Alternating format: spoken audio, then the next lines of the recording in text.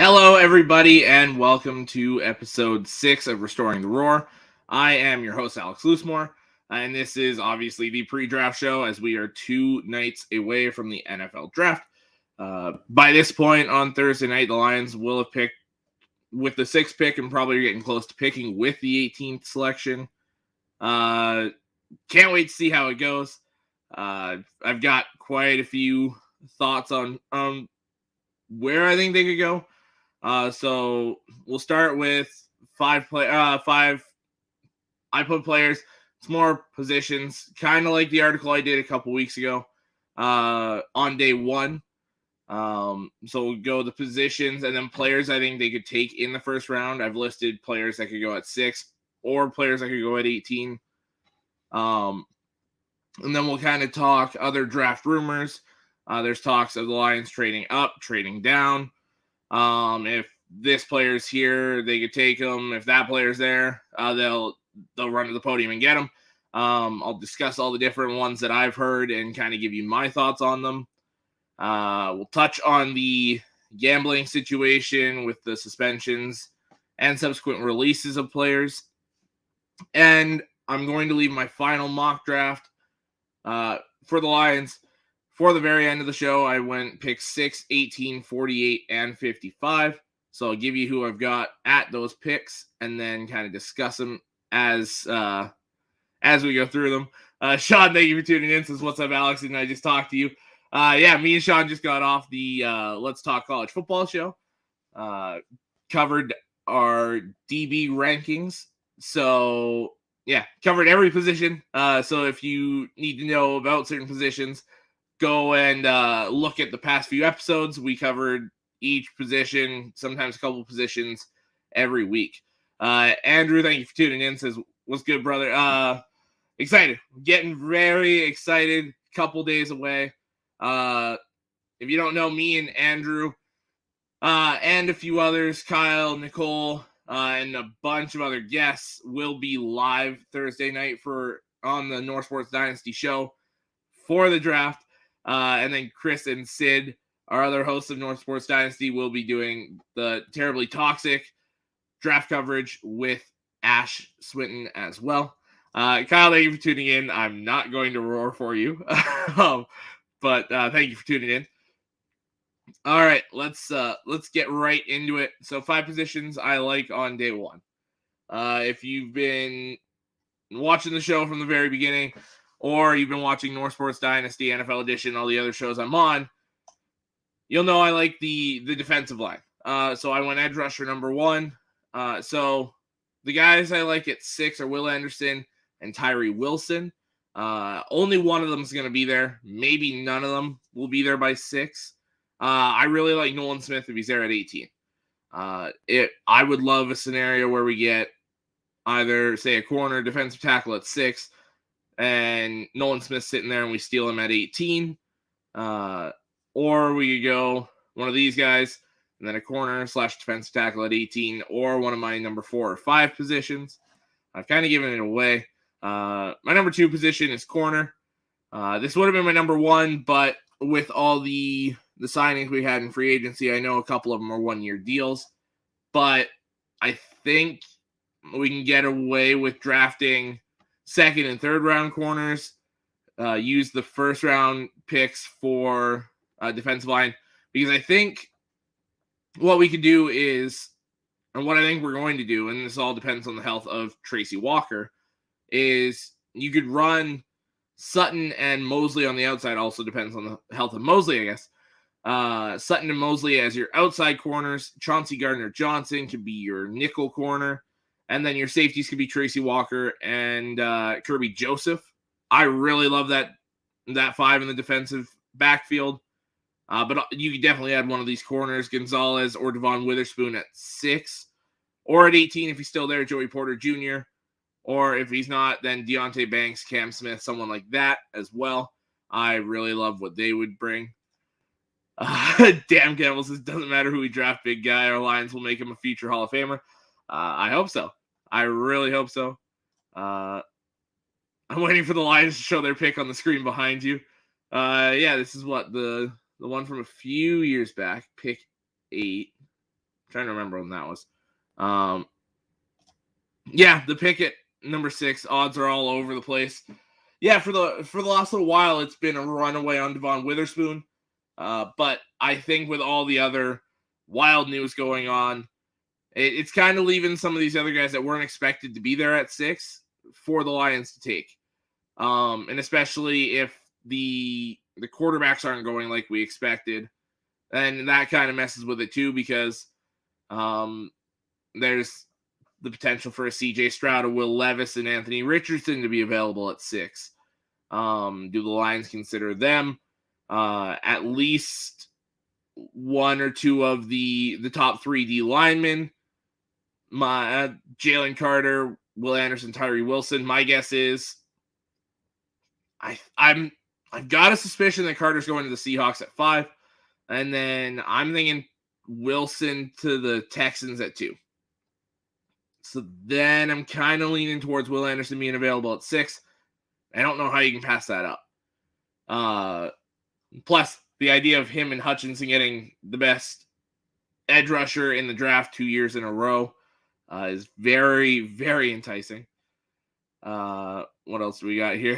Kyle says, "Can you tell me who my Falcons pick? Because I got no idea." Man, I got no idea either. I'm still sitting there on my official mock draft for the draft show on Thursday.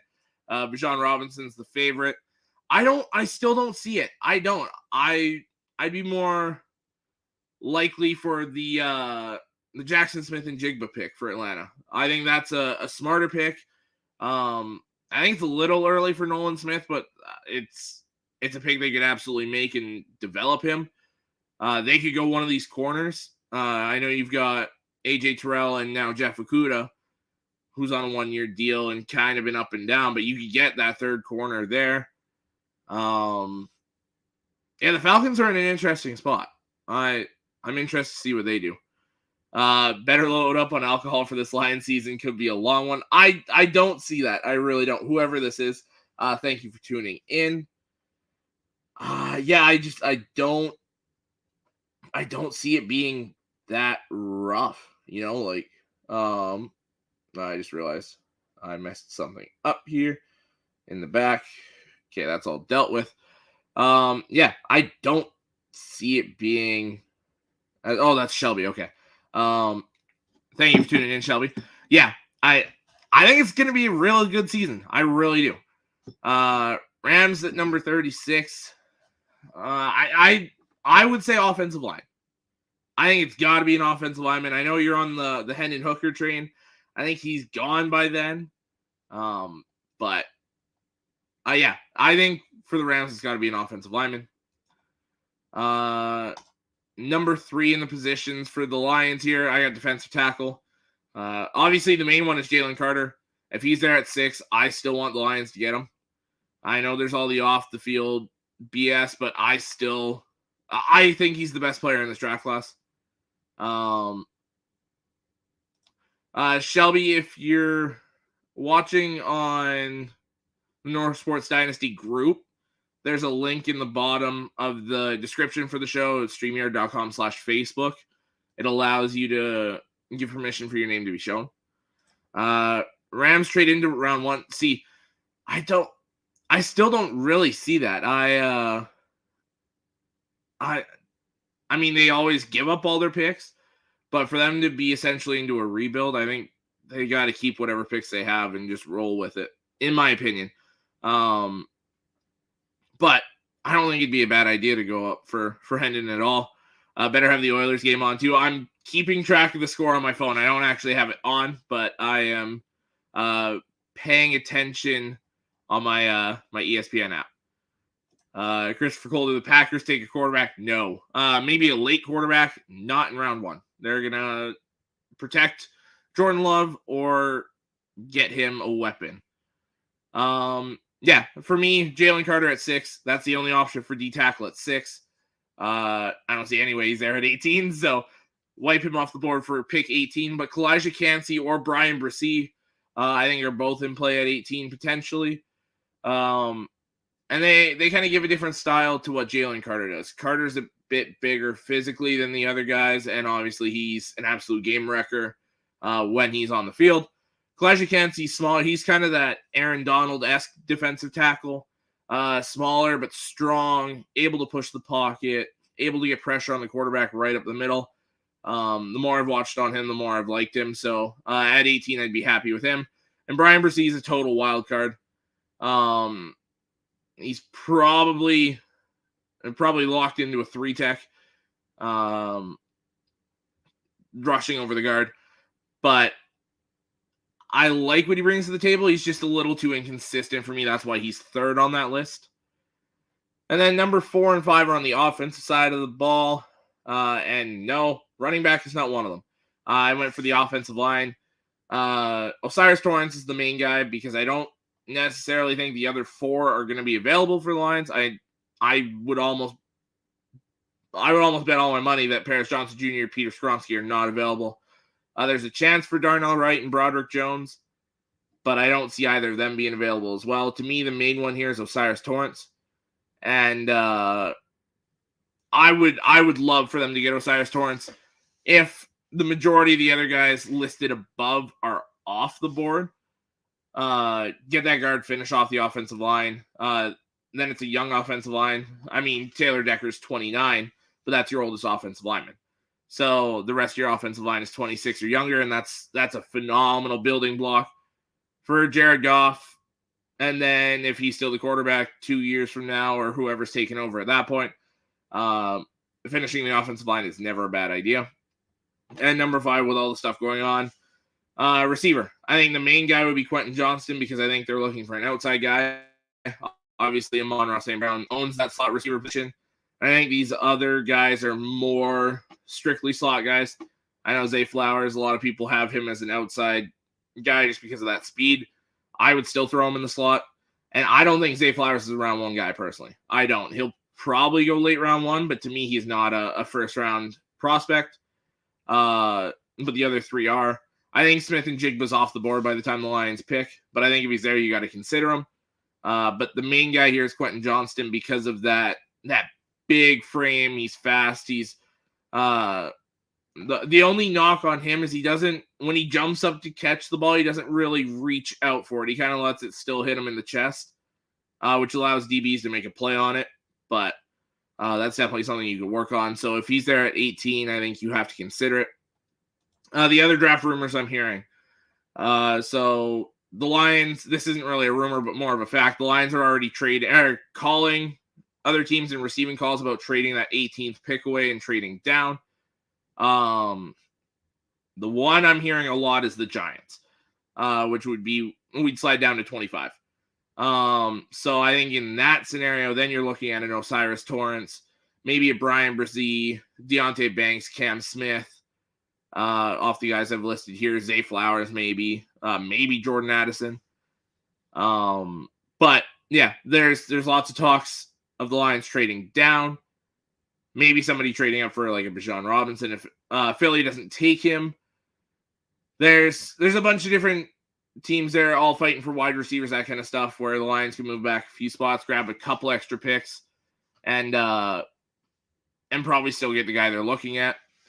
There's one major one I'm hearing at 6. I mean, obviously, I've been hearing the Lions love Tyree Wilson, which makes sense. He's got the massive wingspan. I think it's like 80-something inch arms. And just a gigantic human being, and you just got to fine-tune a couple things. But I think he'd be a great prospect to play on the other side of Aiden Hutchinson. I think that would be awesome. Yeah, Josh Downs early round 2. Yeah, so I was just listing round 1 guys there. Josh Downs is somebody I'm definitely looking at, especially in that second round, maybe into the late third if he starts to fall. But I think he's definitely a second round guy. Could slide into the first too. Ben says JSN is probably the best overall receiver in the draft. I couldn't agree more. I've been saying that all year. I said coming into September, even as a Michigan guy, I said Ohio State had the best quarterback in this class and the best receiver in this class, and I still think that. I don't think CJ Stroud's going to go first. I'm still sticking to Bryce Levis. I'm not buying into the random Reddit user posting that Will Levis is going number 1. I'm not buying that for a second. I I think it's Bryce Young. I think that's basically locked in. And Josh Downs, yeah, slot return guy, absolutely. And he could be a dynamic playmaker for whoever gets him. Speaking of Stroud, actually, the other one I was going to get to is I've been hearing a lot for weeks now that if CJ Stroud falls to 6, that the Lions are going to take a long, hard look at him. Because both the Lions and the Seahawks in this scenario, and technically even the Eagles, you're not planning to have a top 10 pick for a while. The way these teams are built and just lucked out with the trades, you're not expecting to be up here next year or probably even the year after. So there's the idea of taking your quarterback and just kind of rolling with it. You can get the rest of your picks later, especially what the Lions did, especially particularly with the secondary. I think you could push secondary to a day 2, day 3 pick and just kind of build the depth around what you have. And defense, or like edge rusher, you could get away with not moving James Houston, the linebacker, keeping him on the edge, and you still got that dynamic pass rush duo. Defensive tackle is one where I'm like, okay, we could take the quarterback, but we still kind of need to get another D tackle to play alongside Aleem McNeil. Yeah, I think you would sit him for 2 years, let Goff play out the entirety of his contract, because he's good enough. He's got to start. And then you let Stroud. I know everyone's kind of all over this S2 test that he supposedly bombed. There's also stuff out there from the main guy at the S2 cognition tests company, said that there were 2 or 3 scores on there that weren't actually true. Didn't say if it was Stroud or not, but said there were 2 or 3 out of the like 7 or whatever that were listed were not true. So Stroud's 18th percentile, remember it's 18th percentile, not 18%, may not actually be true. But if it is, I'm sorry, can you not teach people how to read a defense, to react quicker to certain situations, what the defense does? That's all stuff you can absolutely work on. The main stuff Stroud has is the stuff you can't teach. The great arm, the elite accuracy for a draft prospect, the mobility to get away when you need to. I love all that stuff that Stroud does. And I had the feeling that Stroud was a guy that probably should sit, didn't have to, but should sit for a year, because that Ohio State offense is a lot of one read and then okay. If that's not there, the play breaks down. So I don't see it being that far of a fall for Stroud. But yeah, if he's there at 6, the Lions at least consider it. Scott, yeah, it wouldn't shock me at all for the Rams to trade down and collect more picks. I think that's what they should do. Yeah, so Stroud, Wilson, trading down. The last one, and it's one I'm hoping doesn't come true, is, well, the overall rumor was that Michael Mayer, the tight end from Notre Dame, there's one NFC executive, wasn't the GM, but one executive, said that the team has made a decision that if Michael Mayer is there at their pick, they're going to take him. And the 2 teams that were kind of pointed at for that scenario were Detroit and Washington. I would also throw in Dallas because they lost their tight end in the offseason. I think that's a more likely one. But a lot of people are pointing at Detroit as that team that said that about Michael Mayer. I really hope that's not the case. I like Michael Mayer a lot, and Dalton Kincaid too. I just think I don't want a first-round tight end. We've picked 2 first-round tight ends in the last 10 years, and one flopped and one was good, but we didn't want to pay him, so we moved on. So, and the 3 tight ends that we had that were 5th round and 2 undrafted guys just set our season record for touchdowns by tight ends. So, I don't think you really need to mess with the tight end position. You can go for it. But, yeah, Sean, that's why I said your team, because 1, they're in there, and 2, I know you want Michael Mayer. Will is not going to be happy that I said that and that I got you going on that, but Yeah, I'm hoping we don't take Michael Mayer. So, Sean, if you want to do the favors and take him before he gets to us, so that's just not a scenario, that would be greatly appreciated. Just before I hop into the suspension part, forgot to say it off the start of the show. This show and every other show on the North Sports Dynasty platform is proudly partnered with Zagnif Apparel. So you can use the code word FOOBS15 as you see it on the bottom of the screen and get 15% off of select items at checkout. Go to etsy.com/shop/Zagnif Apparel Design. And they've got a great selection on all sorts of stuff. I've still been meaning to go get my my stuff. It's an order is going to be placed very soon. And you guys should go take a look too. I definitely think that it's a great product. All right, let's roll into the whole gambling situation.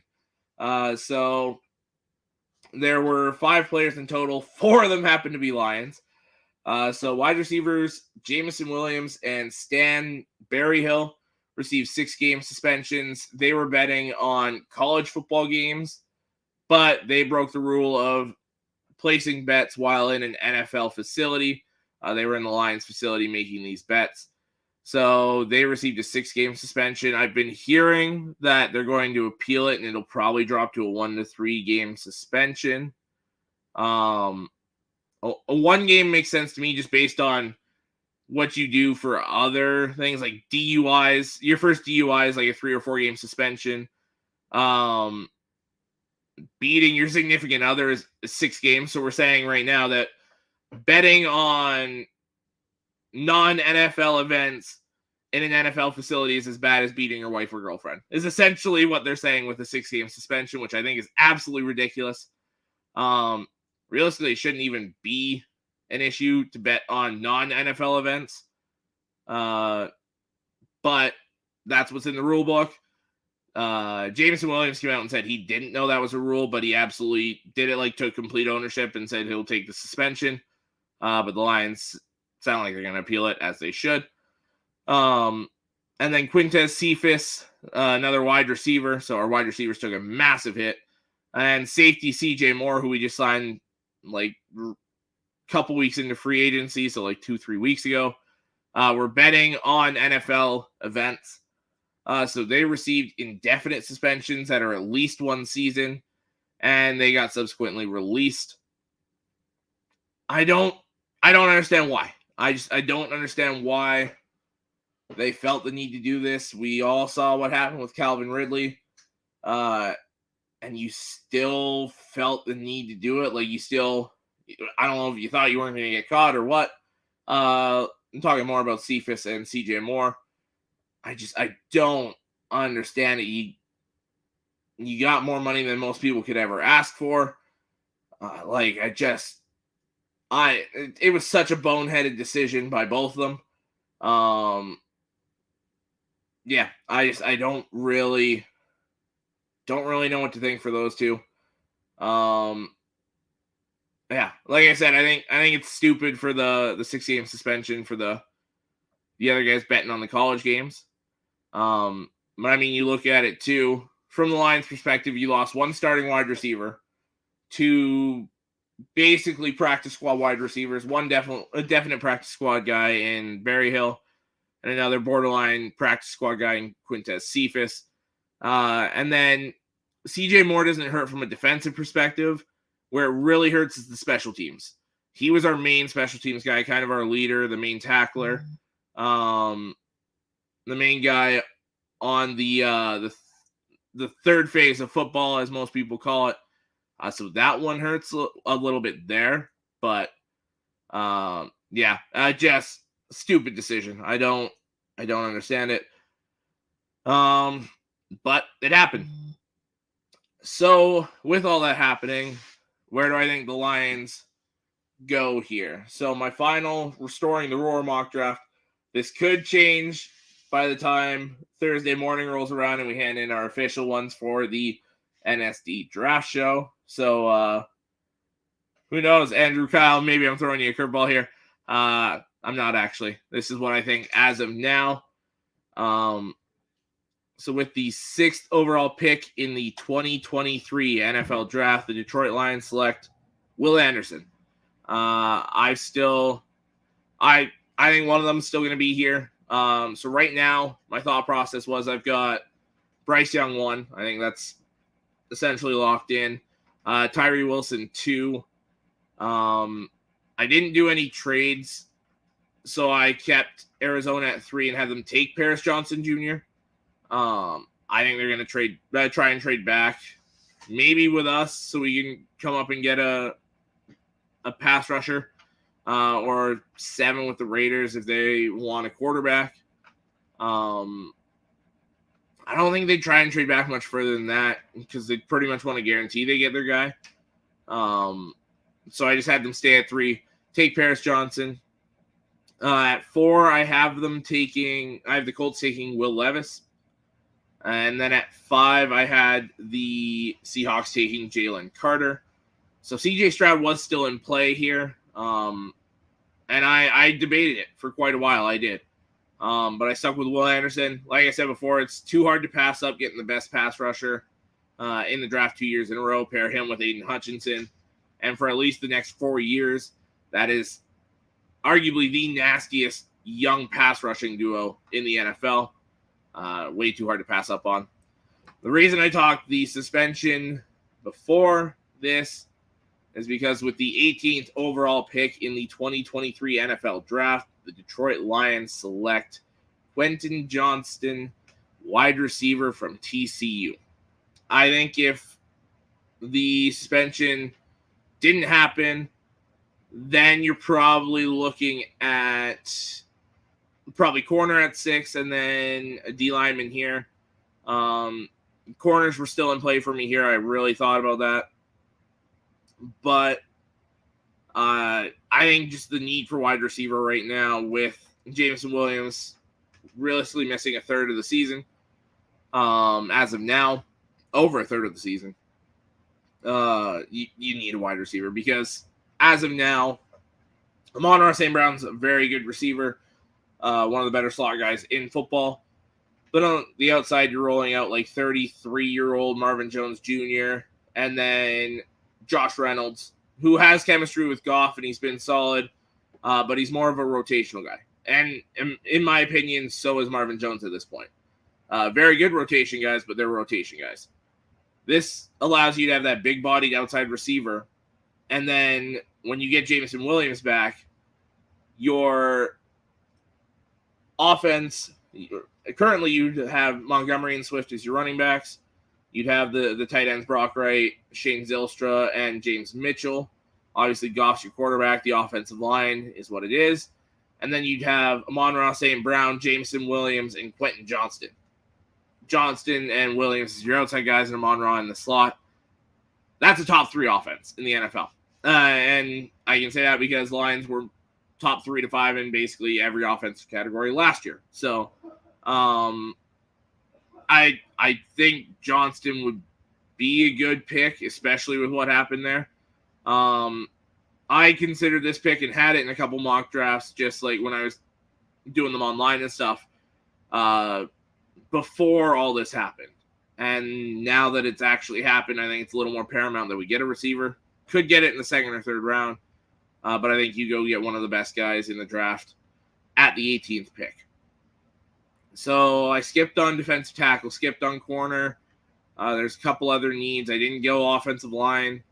I think you get away with a day 3 guy just because the guards and centers are so deep in this draft class that you could get, for example, from Michigan, you get an Oluwatimi in probably the 4th round, and that's a guy that's going to compete for playing time at that center guard spot. So I think you can hold off.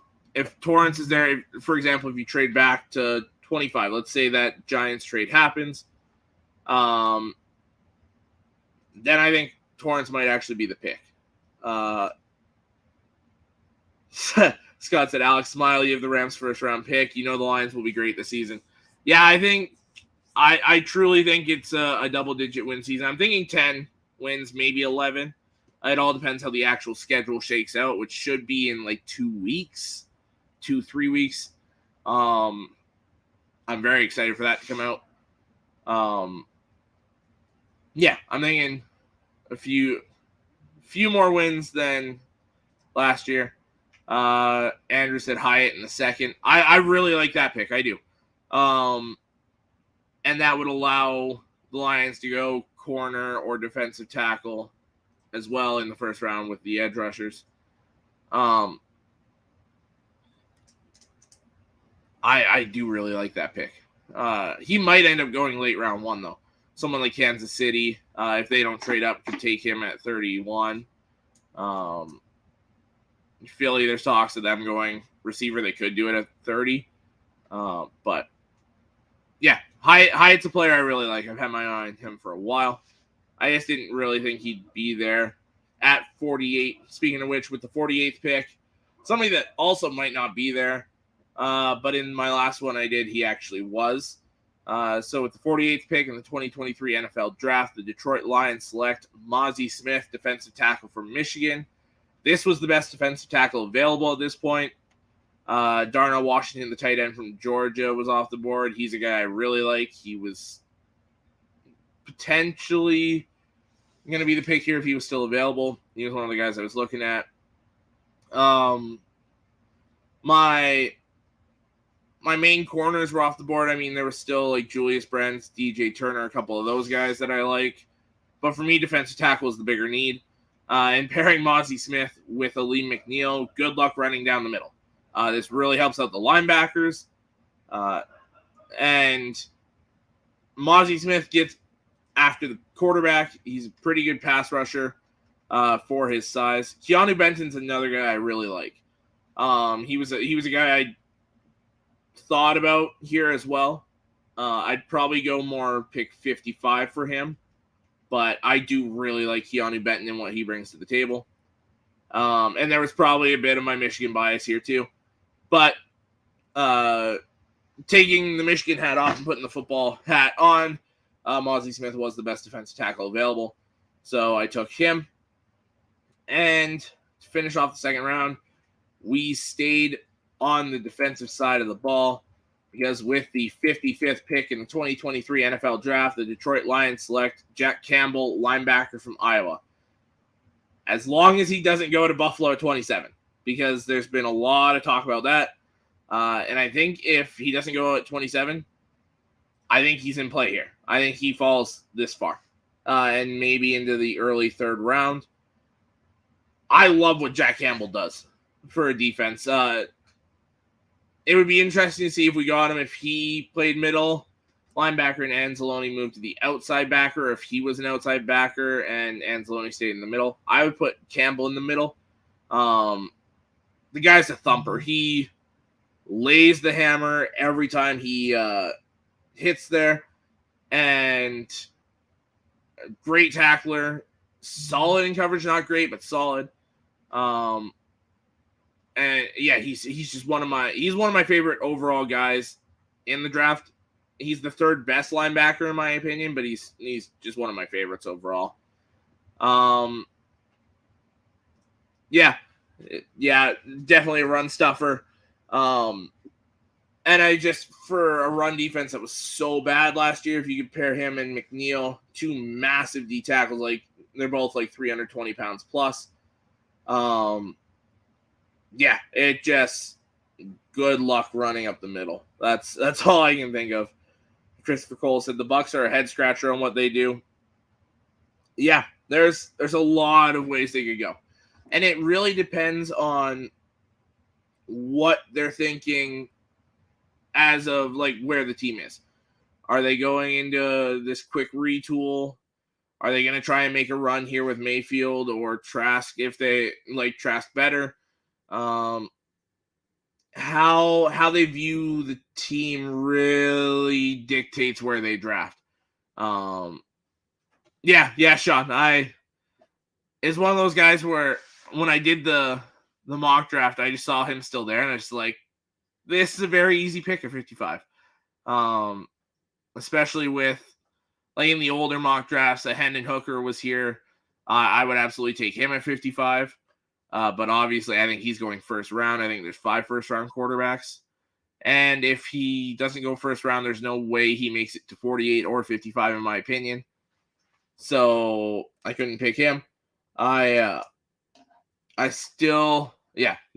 love Jack Campbell, and if he doesn't get picked by Buffalo, he could be the pick at 48, especially because I don't actually, come Friday night, I don't think Mozzie Smith is there. I really don't. At 48, I think he gets picked in the 30s. He'll be a day 2 pick, but I think he's those first 8 or so picks of night 2. I could see Houston taking him with that second round pick they have, like 34 or whatever it is. I could see a few teams before the Lions get to pick at 48 taking him. What Scott says, Miami's mortgaging the team like the Rams did to win a Super Bowl. I just hope Tua doesn't risk his life to play. Well, he's already said he's playing. I wonder how that new helmet's going to be. He's obviously going to be one of the first people to try it. I would hope so.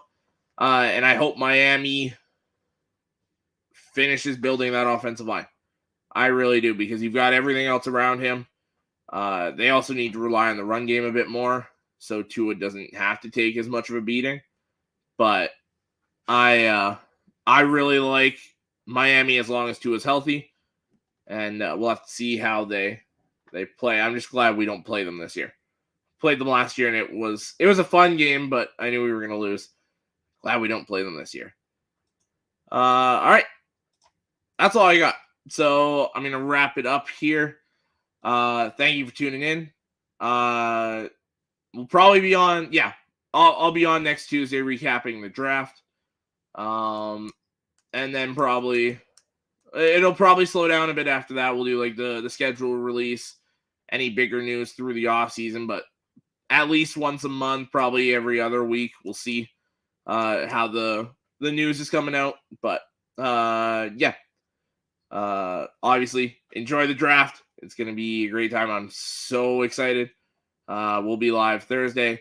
Me, Johnny, Ben, and whoever else is going to be on. Anthony, I believe. We'll be live tomorrow night doing a pre-draft show for the NFL edition. And then, me, Andrew, Kyle, Nicole, and many other guests throughout the night. We'll be live Thursday for the NFL draft. We'll be live Friday night for our typical North Sports Dynasty show. Not sure when that one is actually starting. I don't know if we're starting with round 2 of the draft or if we're just going to start at a normal time and catch up on the draft as we go. So stay tuned for that. We will see you over the next couple days.